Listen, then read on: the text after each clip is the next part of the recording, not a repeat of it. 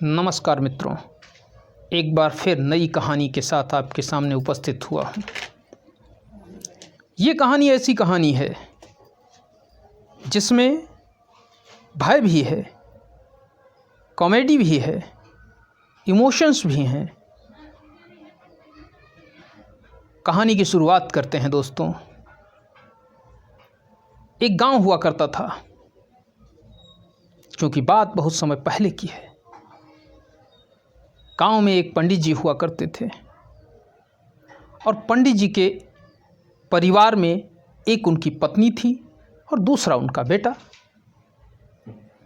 पंडित जी गांव में ही पूजा पाठ इत्यादि कराते थे और वहीं से थोड़ा बहुत जो कुछ पा जाते थे उसी से उनका गुजारा होता था। जैसे कैसे उनके दिन कट रहे थे। बच्चे की उम्र वही 4-5 वर्ष रही होगी। बच्चा प्रतिदिन दूध पीने की डिमांड करता। पंडित जी की ऐसी स्थिति नहीं थी कि वो एक संतुलित आहार ले सकें। दूध कहाँ से लाएं? पंडित जी बहुत चिंतित थे, परेशान हाल, और पंडिताइन भी उस पर से लगातार ताने मार रही थी। सारा गांव कमाता खाता है, तुम्हारे लिए कहीं कुछ है ही नहीं।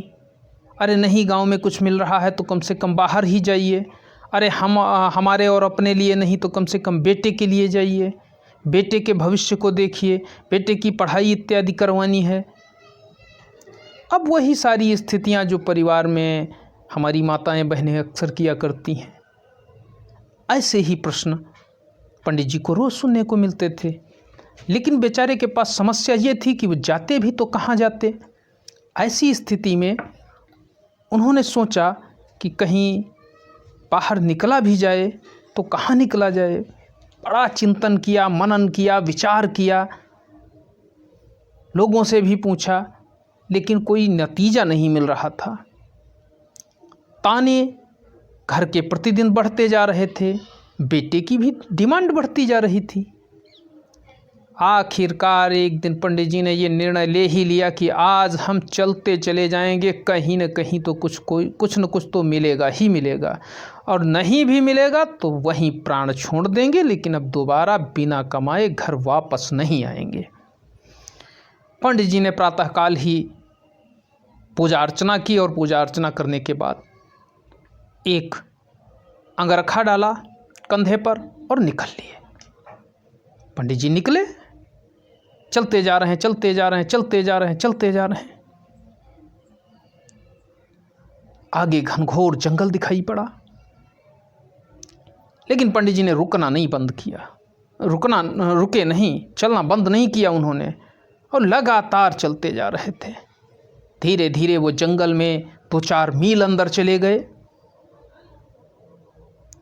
पशु पक्षी भी उनको दिखाई पड़ते थे, लेकिन उनके अंदर एक धुन सवार थी कि मुझे कमाना है तो कमाना है। वह अभी कुछ ही फरलांग आगे और चले होंगे, तब तक उन्हें जंगल में एक भव्य महल दिखाई दिया। उस महल को देखकर वह हतप्रभ रह गए कि बीचों बीच बियाबान जंगल में इतना सुंदर महल कहाँ से आया।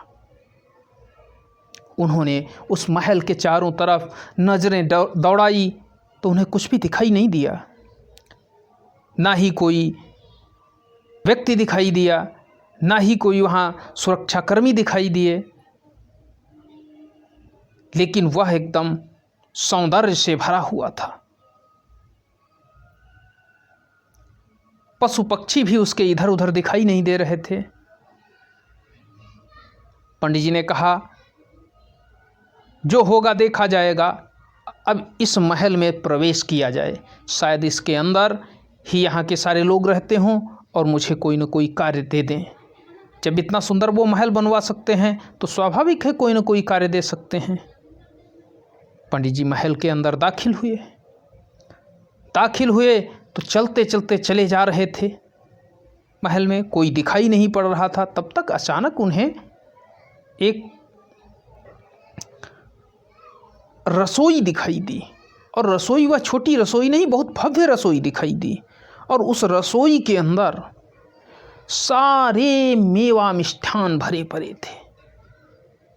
जिस व्यक्ति को रोटी का टुकड़ा नसीब न होता हो, उसको एकदम से 56 भोग मिल जाए, सोचो उसकी दशा क्या रही होगी। पंडित जी की भी ऐसी ही दशा थी। पंडित जी एक बार तो पगलाने वाले ही थे। खैर उन्होंने धैर्य का परिचय दिया, खुद को कंट्रोल किया, इधर उधर देखा। देखने के बाद उन्हें जब ये विश्वास हो गया कि यहाँ पर कोई नहीं है, तो उन्होंने कहा बच्चा प्रतिदिन दूध मांगता है, ऐसा न करें, यहाँ पर ढेर सारी मिठाइयाँ रखी हुई हैं, पहले इनको खाएं, जो कुछ होगा देखा जाएगा। पंडित जी ने मिठाइयाँ खानी शुरू कर दी। जब खूब जम के मिठाइयाँ खाई, जो अच्छी लगी उसको खाया, सबको चखा उसमें से थोड़ा थोड़ा। जो अच्छी लगी थी मिठाइयाँ, उन मिठाइयों को उन्होंने अपने उस अंगरखे में बांधा, खूब जम के जितना उसमें आ सकता था। और वो पोटली उठाकर उन्होंने अपने सर पर रखी, और सर पर पोटली रखने के बाद वहाँ से निकल लिए। पंडित जी चलते जा रहे थे, पीछे कोई पीछा भी करने वाला नहीं था, इधर उधर देखते भी जा रहे थे, कोई दिखाई नहीं पड़ रहा था। पशु पक्षी दिखाई भी पड़ रहे थे तो वो दूर दूर होते थे। पंडित जी निकलते हुए जा रहे थे। पंडित जी को आने में जितनी दिक्कत हो रही थी, जाने में उससे 3 गुना ज़्यादा स्पीड हो रही थी। एकदम सर पर दौड़ते चले जा रहे थे, पोटली सर पर ला दे। जब गांव पहुँचे तब तक शाम हो चुकी थी। देर रात्रि को जब घर पहुँचे तो वह पोटली पंडिताइन को आवाज़ दी, पंडिताइन पंडिताइन। पंडिताइन ने कहा फिर आएंगे घूम के, अरे कुछ कमाई के लाए होते। पंडित ने कहा अब चिल्लाओ ना, आओ यहाँ, कमा भले हम कुछ न पाए हों, लेकिन भोजन का प्रबंध कर लिया है। पंडिताइन हाई, खैर कम से कम आज भोजन तो मिलेगा। जब उन्होंने पोटली देखी तो पोटली में सारे मेवा मिष्ठान भरे हुए हैं। पंडिताइन अचंभित हो गईं, ओ कहाँ से लाए? उन्होंने कहा ये मत पूछो, खाओ पियो, मस्त रहो, मोटे हो जाओ, स्वस्थ रहो, लेकिन ये मत पूछो कहाँ से लाए हैं, किसी को बताना भी मत। तो उन्होंने कहा जब बताओगे ही नहीं तो बताएंगे कैसे? तो उन्होंने कहा अब पूछो मत, ठीक है, ऐसे ही खाओ पियो। बच्चा भी आया, अरे वो स्वादिष्ट मिठाइयाँ ज्यों ही बच्चे ने खाया, अरे एकदम समझो वो उसका दिल बाग बाग हो गया, बहुत प्रसन्न। बप्पा कहाँ गए रहो, हम उगले चलो। पंडित जी ने कहा तुम छोटे हो, तुम केवल खाओ, जब ये खत्म होने वाली होंगी मैं फिर जाकर तुम्हारे लिए ला दूंगा। 1 दिन गुजरा, 2 दिन गुजरे, जम के मिठाइयाँ खाई जा रही। दोनों पहर क्या समझो, चारों पहर खाई जाती हैं। 24 घंटे जब जिसको भूख लगती तुरंत आता, उठाकर मिठाई खा लेता। तो बच्चा था 4-5 वर्ष का, बच्चा भाई बाहर भी लेकर जाता। तो बाहर आस पड़ोस के बच्चे देखते कहीं जिसके यहाँ पीने को पानी नहीं था, दूध की जगह पर चावल का आटा घोल कर पिलाया जाता था, वो आज लौंज खा रहा है, राजभोग खा रहा है। बात क्या है, आखिर ये सब आया कहाँ से? जब बाहर कुछ चर्चाएं होने लगी तो पंडित जी ने अपने घर पर प्रतिबंध लगाया कि देखिए इस लड़के को बाहर मिठाई लेकर मत भेजा करें, इससे सारे लोग जान जाएंगे, फिर दिक्कत हो जाएगी। खैर पंडिताइन ने कंट्रोल किया। जब 5-6 दिन व्यतीत हो गए, मिठाई का एक हिस्सा ही बचा, तो उन्होंने पंडित जी ने कहा कि ठीक है पंडिताइन, आज फिर हम जाएंगे, सुबह ही निकल जाएंगे और शाम तक लेकर आएंगे, शाम तक लेकर आएंगे। अब जब ये स्थिति बनी कि शाम तक लेकर आएंगे, ये बात पंडित का लड़का भी सुन रहा था। पंडित के लड़के ने कहा, बप्पा तो जाएंगे मीठा लेने और हम खाएं यहाँ बासी? कहा, नहीं बप्पा, हम हूँ चलिबो। नहीं भैया भैया तुम मत जाओ, हम जाकर ले आएंगे, तुम्हारे भर की व्यवस्था कर दें। नहीं बप्पा, चली भी जरूर। अब लड़का उनके पैरों को पकड़ लेता है, उनको आगे नहीं बढ़ने देता। पंडित जी बहुत परेशान, सोचते हैं अगर नहीं ले गए, चिल्लाने लगा, तब तो अन्य लोग भी जान जाएंगे। मरते नहीं तो करते क्या? जैसे कैसे कहा, ठीक है चलो भाई। चल दिए, बेटे को कंधे पर बैठाला, चले जा रहे हैं। जंगल में पहुँचे, जंगल में पशु पक्षी थे, उनको देखकर लड़का, अरे ये कौन भाई? पंडित जी उसको बताते ये कौन सा पशु है, कौन सा पक्षी है। बढ़ते जा रहे थे। महल दिखाई पड़ा। पंडित जी ने इधर उधर देखा, कोई नहीं दिखाई पड़ रहा था। पंडित जी महल के अंदर प्रवेश कर गए। प्रवेश करने के बाद खाने लगे। अरे लड़का तो देख करके पुनः अचंभित हो गया और लड़के ने कहा, बप्पा हम यह खाई। पंडित जी ने कहा, जो मर्जी हो वो खाओ, भर पेट खाओ, लेकिन चिल्लाओ मत, आवाज ना करो। अभी लड़का खा ही रहा था कि तब तक बाहर से आवाज आई, कौन है? अरे पंडित जी ने कहा, ये कौन हो सकता है?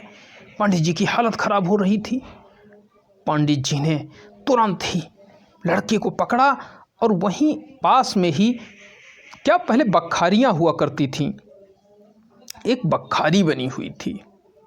बखारियों में ऊपर उसके पहना उसको बोलते थे देहात में, और नीचे साइड में एक आना, एक छोटा सा छेद होता था जिसको आना बोलते थे। तो तुरंत ही उस बखारी में घुस गए उसको लेकर, और ऊपर से पहना बंद कर लिया, जो ढक्कन उसका था उसको बंद कर लिया, लेकिन वो आना अर्थात वो नीचे वाला छेद खुला रह गया।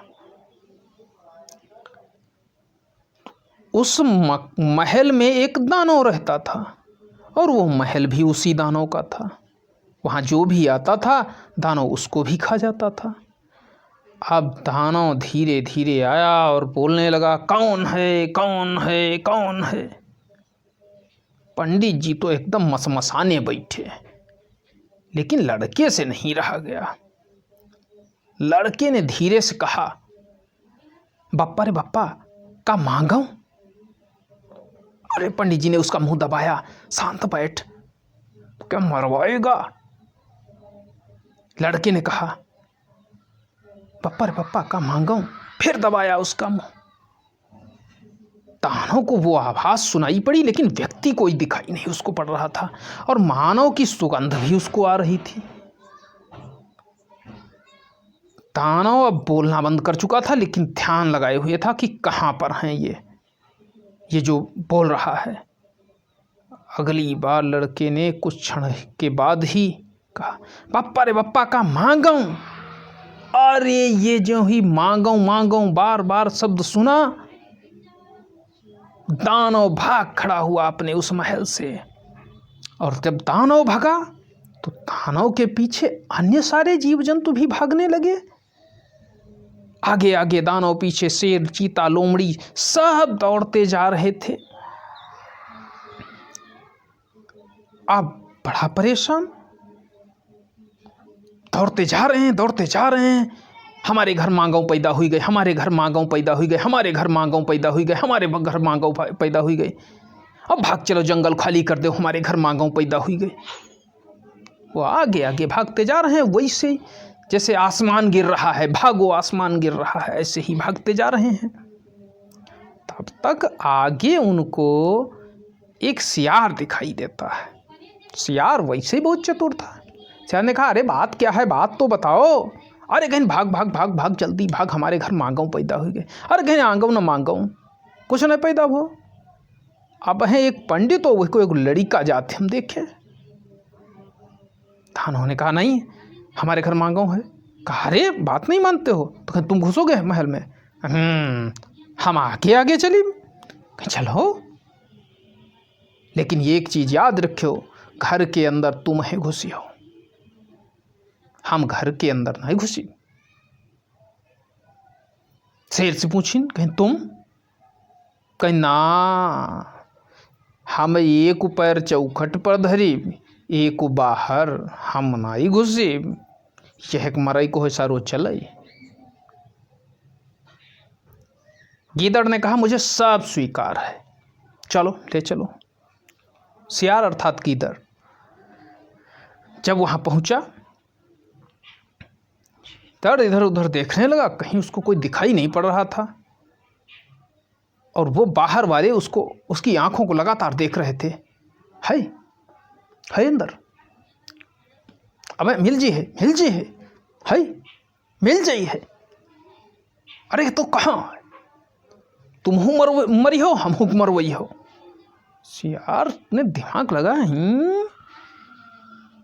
इस बखारी का आना खुला हुआ है। तो उसने सोचा क्यों ना इस बखारी के अंदर पूंछ डालकर घुमाकर देख लिया जाए, ऐसा तो नहीं इसी के अंदर बैठे हैं।